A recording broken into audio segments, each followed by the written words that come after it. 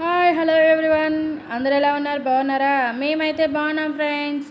చూడండి, ఇప్పుడు egg paneer curry అయితే చేస్తున్నాము. సో కావాల్సినవి ఒక గిన్నె తీసుకుని దాంట్లో ఉప్పు కారం పసుపు వేసుకున్నాము. అలాగే ఒక 5 ఎగ్స్ తీసుకున్నానండి. 5 ఎగ్స్ బీట్ చేసి ఉండలు లేకుండా బాగా కలుపుకోవాలి మనం.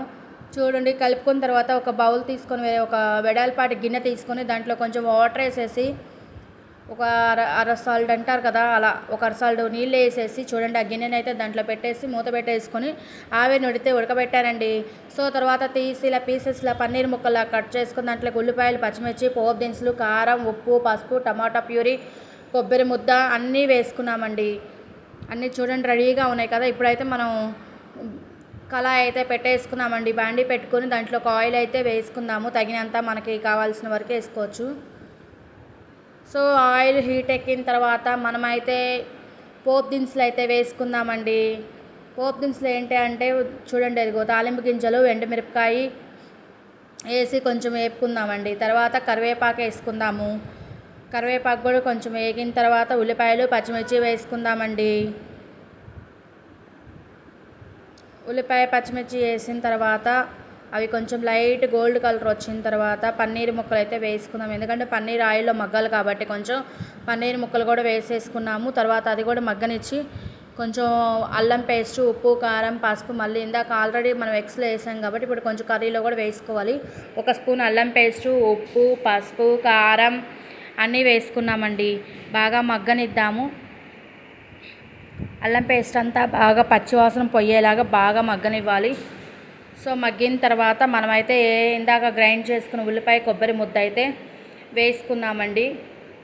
తగినంత వేసుకొని మన గ్రేవీ తగ్గంత వేసుకోవచ్చు. నేనైతే ఒక పెద్ద ఉల్లిపాయ కొంచెం కొబ్బరి తీసుకొని మిక్సీ పట్టుకున్నాను.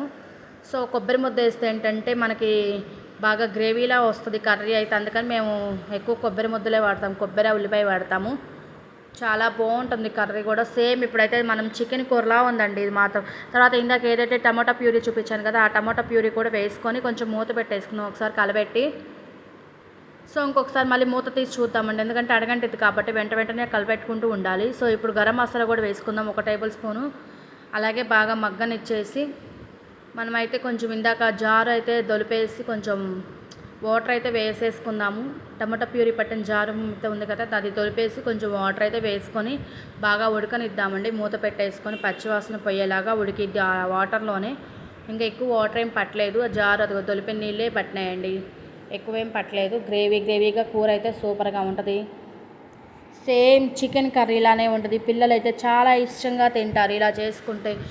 విడిగా ఎగ్స్ తినలేని వాళ్ళు విడిగా అలా పిల్లలు కొంతమంది ఉట్టి ఎగ్స్ తినరు కదా, సో అలాంటి వాళ్ళకి బాగా యూస్ అయ్యింది కర్రీ మాత్రం.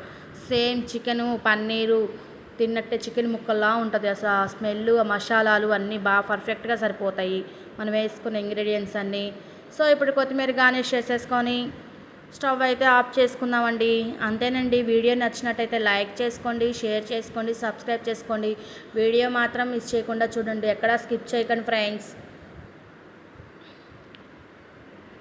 అసలు ఆ ఫ్లేవరు నాకైతే మాత్రం భలే నచ్చింది ఫ్రెండ్స్. మా పిల్లలైతే భలే ఇష్టంగా తింటారు ఈ కర్రీ.